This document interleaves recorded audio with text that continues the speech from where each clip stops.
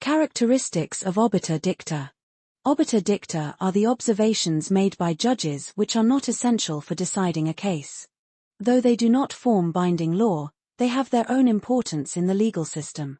The characteristics of Obiter Dicta explain their nature, value, and role in guiding courts and contributing to the development of law. The main characteristics of Obiter Dicta are incidental. They are not necessary for deciding the case. One important characteristic of Obiter Dicta is that they are incidental in nature. This means that such remarks are made by the way and are not essential for deciding the case. The court can decide the case even without these observations.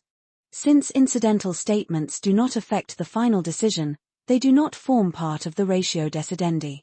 However, they may still help in explaining legal ideas or guiding future cases. Non-binding. Courts are not legally bound to follow them. One important characteristic of Obiter Dicta is that they are non-binding in nature.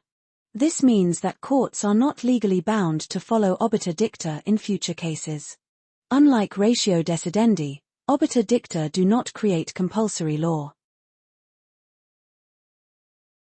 However, although Obiter Dicta are not binding, they may still be respected and followed because of their persuasive value, especially when given by higher courts like the Supreme Court. Thus, Obiter Dicta guide but do not compel courts. Persuasive, they may guide courts in future cases.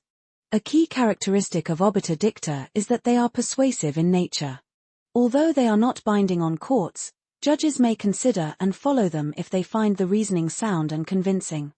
Obiter Dicta given by higher courts, especially the Supreme Court, carry great persuasive value and often influence later judicial decisions.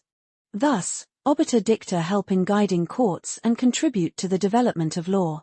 Explanatory, often used to clarify legal principles or explain hypothetical situations.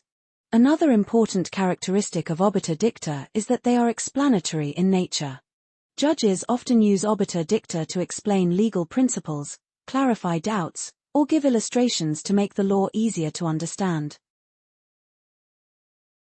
Though such explanations are not essential for deciding the case, they help lawyers and courts understand the meaning and scope of the law. Thus, explanatory Obiter Dicta play a useful role in guiding future judicial decisions. Advisory, they sometimes suggest how law should develop in the future. One important characteristic of Obiter Dicta is that they are advisory in nature.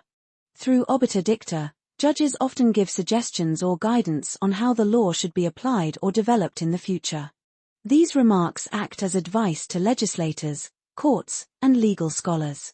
Although advisory Obiter Dicta are not binding, they help in shaping future legal thinking and reforms. Thus, Obiter Dicta serve as a guiding voice for the growth and improvement of law.